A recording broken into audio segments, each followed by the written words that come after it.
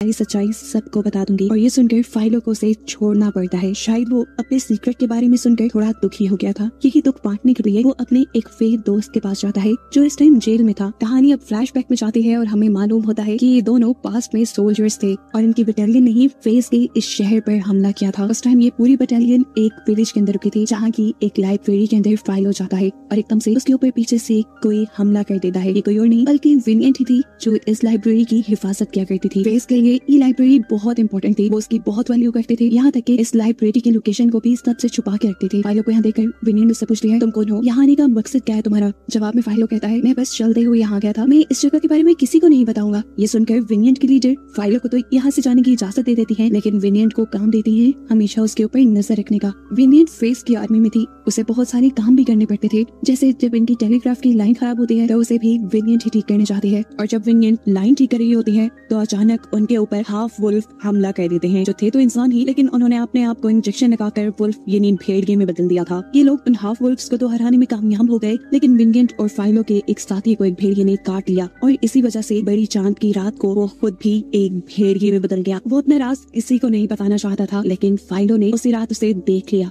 उसका साथी उसे बताता है कि ये सब सिर्फ बड़े चांद की रात को होता है, उसके अलावा वो बिल्कुल नॉर्मल रहता है। तब फाइलो जवाब में कहता है, तुम परेशान नहीं हो, मैं इस बात का जिक्र किसी से नहीं करूंगा। सीन कट होता है और दिखाया जाता है कि फाइलो पे नजर रखते रखते विनियंट फाइलो को पसंद करने लगी थी और यहाँ फाइलो भी, और ऐसे ये दोनों बहुत करीब आ गए। फिर अगली सुबह दिखाया जाता है कि विनियंट की प्रोस्टिट्यूट दोस्त उनके इस शहर में बहुत सारे फेस को लेकर आई थी जिनके शहर पे इंसानों ने हमला कर दिया था। रात होने पर विनियंट उससे मिलने के लिए जाते हैं। ये लोग बातें करते हैं और वो लड़की विनियंट से पूछती है, तुम्हारा और फाइलो का जंग के बाद का क्या प्लान है? यकीनन मैं उससे शादी के बारे में पूछ रही थी, लेकिन ये बात तो विनियंट ने फाइलो से की ही नहीं थी। आज रात मिलने पर वो ये बात फाइलो से पूछती है और फाइलो उसे अपनी जिंदगी का सबसे बड़ा सच बताता है कि वो ऑर्फन है, यानी उसका इस दुनिया में कोई नहीं।